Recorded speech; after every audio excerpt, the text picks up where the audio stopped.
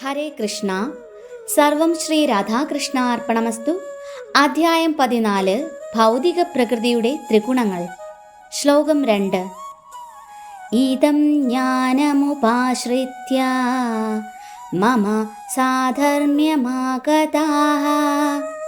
സർഗേപി നോപജായന്തേ പ്രളയേന വിധന്തി ച. വിവർത്തനം: ഈ ജ്ഞാനത്തിൽ ഉറച്ചു നിൽക്കുന്നതുകൊണ്ട് എൻ്റേതിനു സമാനമായ അതീന്ദ്രിയ ഭാവത്തെ പ്രാപിക്കാൻ കഴിയും.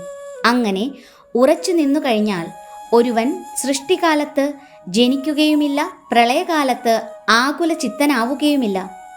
ഭാവാർത്ഥം: തികഞ്ഞ ആധ്യാത്മിക ജ്ഞാനം ലഭിച്ചാൽ മനുഷ്യൻ ഗുണങ്ങൾ കൊണ്ട് പരമദിവ്യോത്തമ പുരുഷനോട് തുല്യനാകും. അയാൾ ആവർത്തിച്ചുള്ള ജനന മരണങ്ങളിൽ നിന്ന് മോചിതനാകും. എന്നാൽ വ്യക്തിഗത ആത്മാവെന്ന നിലയിലുള്ള വ്യക്തിത്വം നഷ്ടമാകുന്നില്ല.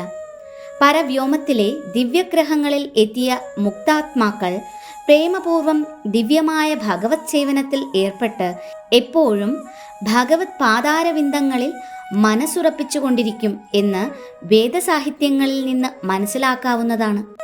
അതുകൊണ്ട് മുക്തി നേടിയാലും ഭക്തന്മാർക്ക് തങ്ങളുടെ വ്യക്തിഭാവം നഷ്ടപ്പെടുന്നില്ല. ഭൗതിക ലോകത്തിൽ നമുക്ക് കിട്ടുന്ന അറിവെന്തും പൊതുവെ ഭൗതിക പ്രകൃതിയുടെ 3 ഗുണങ്ങളാൽ ദൂഷിതമാണ്. ത്രിഗുണ ദൂഷിതമാകാത്ത ജ്ഞാനത്തെ അതീന്ദ്രിയ ജ്ഞാനമെന്ന് പറയുന്നു. അതീന്ദ്രിയ ജ്ഞാനസ്ഥിതനായ ജീവാത്മാവ് പരമപുരുഷന്റെ നിലവാരത്തിൽ എത്തിച്ചേരുന്നു. സ്ഥൂല ശരീരത്തിൻ്റെ ഭൗതിക പ്രവർത്തനങ്ങളിൽ നിന്ന് മുക്തനായാൽ ലഭിക്കുന്ന ആധ്യാത്മിക വ്യക്തിത്വത്തിന് വൈവിധ്യങ്ങളില്ലെന്നും രൂപമില്ലാതായിത്തീരുന്നുവെന്നുമാണ് പരവ്യോമത്തെപ്പറ്റി അറിയാത്തവരുടെ വിശ്വാസം. എന്നാൽ ഈ ഭൗതിക ലോകത്തിലുള്ളതുപോലെ ആധ്യാത്മിക ലോകത്തിലുമുണ്ട് വൈവിധ്യം. ഇതിനെക്കുറിച്ച് അജ്ഞരായവർ ആധ്യാത്മിക അസ്തിത്വം ഭൗതിക വൈവിധ്യത്തിന് എതിരാണെന്ന് കരുതുന്നു. വാസ്തവത്തിൽ പരവ്യോമത്തിൽ ആത്മീയമായ രൂപം ലഭിക്കുമെന്നുള്ളതാണ് സത്യം. അവിടെ ആത്മീയങ്ങളായ പ്രവർത്തനങ്ങളുണ്ട്. ആധ്യാത്മിക സ്ഥിതിയെ ഭക്തിനിഷ്ഠമായ ജീവിതമെന്ന് പറയാം.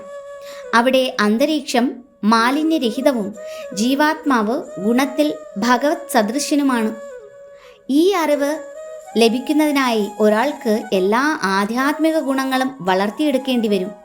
അങ്ങനെ ആധ്യാത്മിക ഗുണങ്ങൾ വളർത്തിയെടുത്തവരെ ഭൗതിക പ്രപഞ്ചത്തിൻ്റെ ഉത്പത്തിയോ പ്രളയമോ ബാധിക്കുകയില്ലതാനും. ഹരേ കൃഷ്ണ. സർവം ശ്രീ രാധാകൃഷ്ണ അർപ്പണമസ്തു.